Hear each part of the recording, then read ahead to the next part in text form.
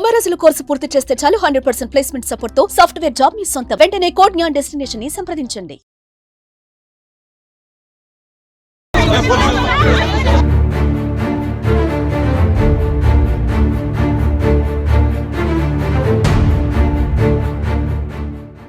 ఇప్పుడు పోయి చూసొచ్చాను. నా పిల్ల షోరూంలో బొమ్మ ఉన్నట్టుంది.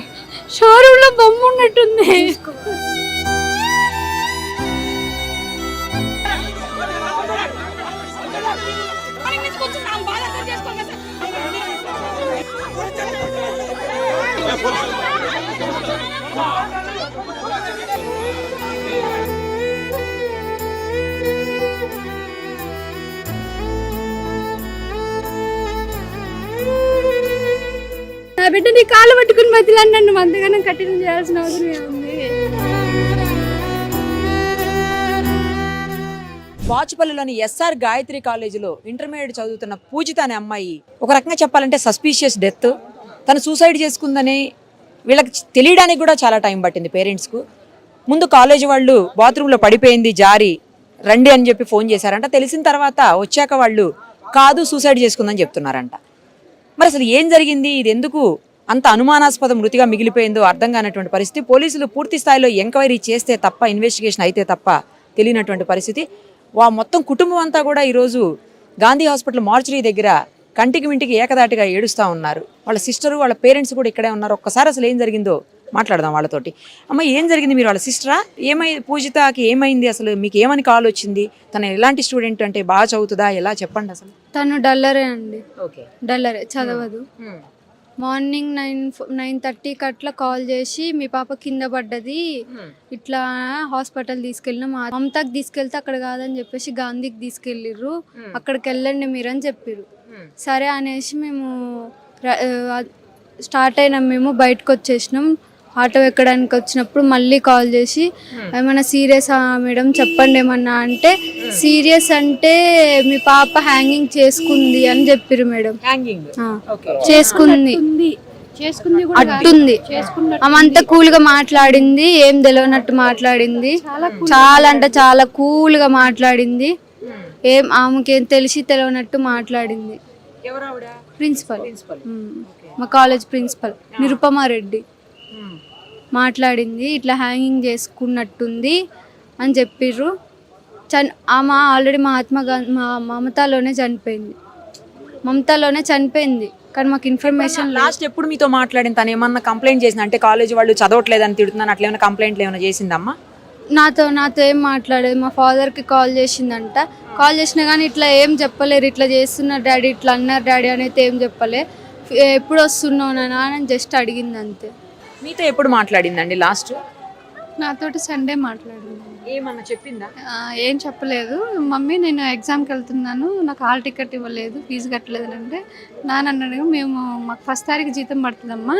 అంతకుముందే నేను ఒక 1 వీక్ బ్యాక్ మా పాపకి ఏదో షార్ట్లు అవి ప్రాజెక్ట్ వర్క్ కావాలంటే పోయి ఇప్పించి వచ్చాను.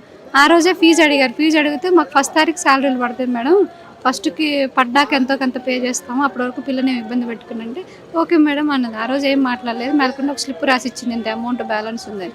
సరే అని మా పాపతో కాసేపు ఉన్నాను, తనకి ఏమేమి కావాలో అన్నీ ఇప్పించాను, వచ్చాను.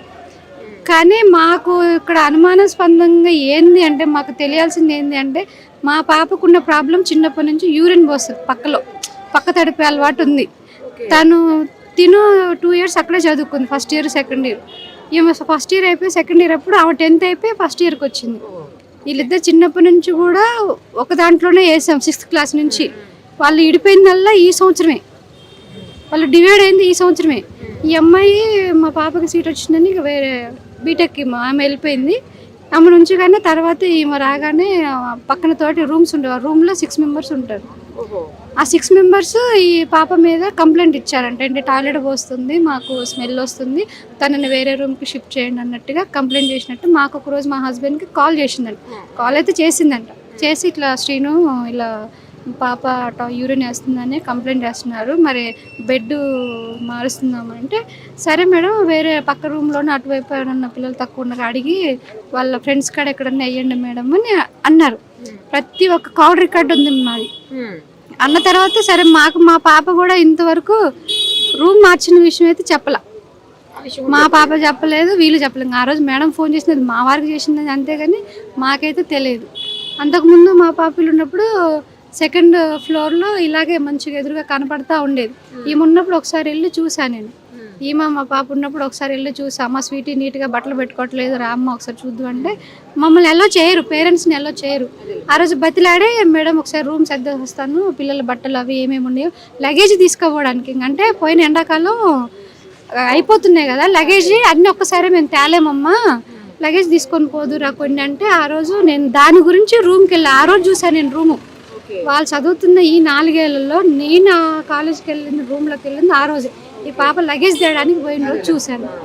మళ్ళీ ఈ రూము మార్చింది అయితే చూడలేదు. ఆ రూమ్ అయితే మేడం 4th ఫ్లోర్లో ఒక మూలకి ఒక స్టోర్ రూమ్ లాగా ఉంది. అది దాంట్లో క్లీనింగ్ లేదు, ఒక్కటే ఉంది, ఒక బూత్ బంగ్లా ఉన్నట్టే ఉంది. రూమ్ కూడా వీడియో తీసినాం మేడం మేము. రూమ్ కూడా క్లీన్ చేయక చాలా డేస్ అవుతుంది. అది మేము అడిగాము రూమ్ ఎందుకు క్లీన్ చేయట్లేదు, ఇంత డస్ట్ గా ఒక 4-5 నెలల మంచి వాడకపోతే పాడబడ్డ ఇల్లు మనం ఎలా ఉంటుందండి అలా ఉంది ఆ రూమ్. ఏంటి మేడం ఇలాంటి రూమ్లో మా పాప ఎట్లుంటుంది ఏంటంటే మీకు చెప్పానన్నది మేడం. మీ పాపని అడిగా, మీ పాప మీరు మా పేరెంట్స్ ఒప్పుకున్నారని అన్నారు అని.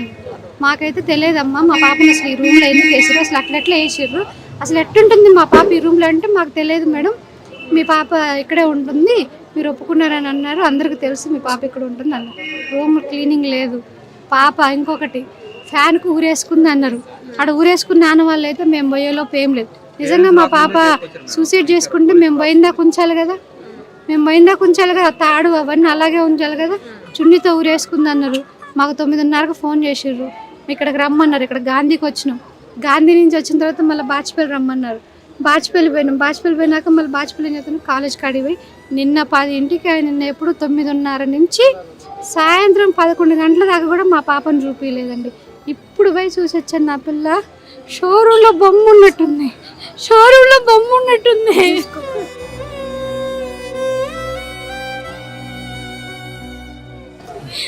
అమ్మాయి ఊరేసుకుంటే ఇక్కడ దాకా ఉంటాయి ఆ ఘాట్లు, చున్నీతో వేసుకుంటే అట్లుండవు కదా, ఇలా ఉన్నాయి.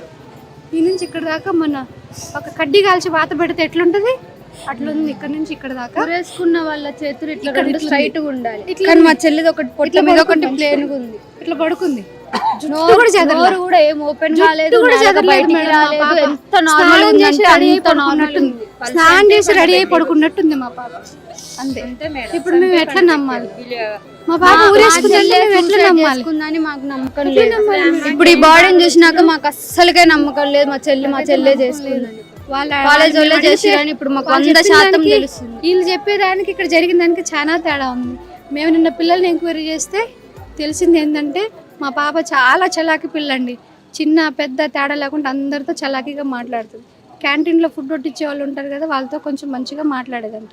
ఎవరో గిట్టని వాళ్ళు ఉన్న వాస్తవం చెప్తుందని నేనైతే అబద్ధం చెప్పట్లేదు. నా పిల్లల మీద ఒట్టు. ఆమె ఇట్లా చేస్తుంది, మాట్లాడుతుంటే వాళ్ళకి వేరే వాళ్ళకి నచ్చక ఎవరో పోయి ప్రిన్సిపాల్కి కంప్లైంట్ ఎవరో కూడా మాకు తెలియదు. కంప్లైంట్ ఇస్తే పాపను ఒకసారి తిట్టినట్టు. నిన్న ఆ పిల్లల్ని మేము ఎంక్వైరీ చేస్తే ఆ పిల్లలు చెప్పటం, 6గురిని పిలిచి 6గురిని ఎంక్వైరీ చేస్తే అదే మాకు అర్థం కాలేదు. మాట్లాడితే తప్పేంటి, సరే తిట్టిన కానించి వాళ్ళతో మాట్లాడటం కానీ వాళ్ళ కాడికి పోవటం కానీ అలాంటి ఏం చేయలేదంటే ఇప్పుడు మళ్ళీ ఆ పిల్లలే చెప్తున్నారు. అది ఎప్పుడు స్టార్టింగ్ లో మా పాప వెళ్ళిపోయినాక మళ్ళీ కాలేజ్ ఇప్పుడు సెకండ్ ఇయర్ స్టార్ట్ అయింది కదా, అప్పుడు జరిగితే అప్పుడు తిట్టిన తర్వాత ఇప్పుడు మేము వెళ్ళినప్పుడు చెప్తుంటాం, అడుగుతుంటాం మా పాప నుంచి చదువుకుంటుందాం మేడం, ఏదన్నా చెప్పిన మాట వినకపోతే మాకు చెప్పండి, కొంచెం గదవండి అని మేము కూడా చెప్తుంటాం కదా. మేము సరే అట్లనే గదివిందేమో అనుకున్నాం ఫస్ట్ మేము. తర్వాత మాకు ఆ గదివింది కూడా చెప్పలేదు మా పాప, మేడం ఇలా తిట్టిందమ్మా వాళ్ళతో మాట్లాడుతుంటే అని. సరే అది కూడా చెప్పలేదు. మొబైల్స్ ఉండవు వాళ్ళకి, ఒక కాల్ కార్డు ఉంటుంది. ఆ కార్డు వాళ్ళు స్నాక్స్ దిగినప్పుడు వాళ్ళకి టైం ఉన్నప్పుడు, ఇంకా వీక్లీ 1 టైం మనం సండే అయితే పక్కా చేస్తుంది. సండే మేమిద్దరం ఇంట్లో ఉంటాం కాబట్టి సండే నాతో మాట్లాడితే వాళ్ళ నాన్నగారు ఎక్కువ వాళ్ళ నాన్నగారితో మాట్లాడుతుంది. నేను ఆఫీస్లో ఉంటే నాకు ఫోన్ ఉండదు, వాళ్ళ నాన్నగారికి ఫోన్ చేస్తుంది.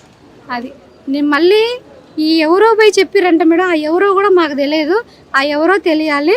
ఆ ఎవరో పోయి మా పాప వద్దంటున్నా కూడా మళ్ళీ వాళ్ళతో మాట్లాడుతుంది మేడం అని. ఆ మాట్లాడిన వాళ్ళని కూడా వేరే క్యాంపస్ కి షిఫ్ట్ చేసిరంట కూడా. తెలియదు. తర్వాత మీ నాన్నకు చెప్తాను, మీ వాళ్ళకి చెప్తానంటే నా కూతురు అంత తప్పేం చేసింది.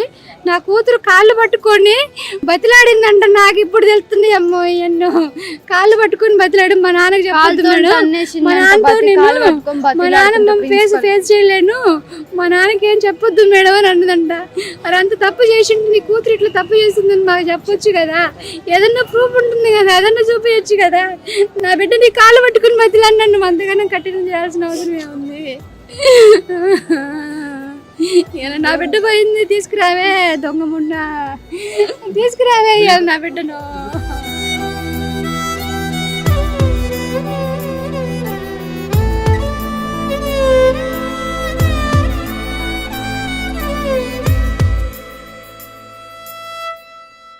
సుమన్ టీవీలో మీ పర్సనల్ అండ్ బిజినెస్ ప్రమోషన్స్ కోసం కింది నెంబర్కి కాంటాక్ట్ చేయండి.